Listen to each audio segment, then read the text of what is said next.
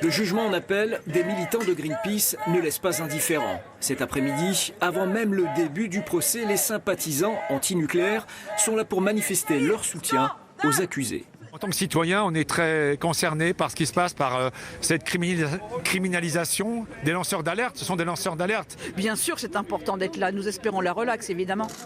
Les accusés, ce sont eux, 8 militants ou sympathisants de l'ONG Greenpeace, qui en octobre 2017 se sont introduits sur le site nucléaire de Cattenom.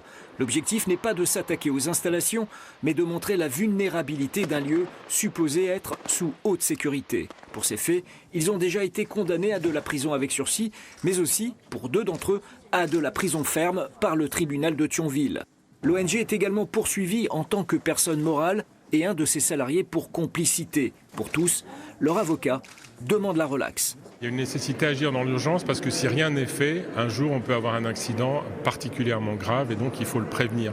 Et la seule manière de prévenir un accident de cette gravité, c'est de dénoncer les failles de sécurité de ces centrales.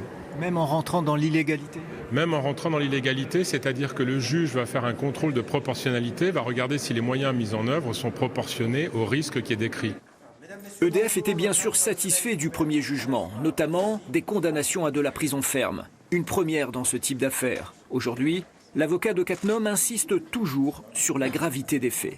Le fait de basculer dans l'opération spectaculaire, coup de poing, racoleuse et mensongère sur ses conclusions, lorsque l'on parle de sécurité nucléaire, c'est vraiment grave. C'est ce que le tribunal de Thionville a bien fait de dire et c'est ce que nous espérons que la Cour d'appel dira aussi.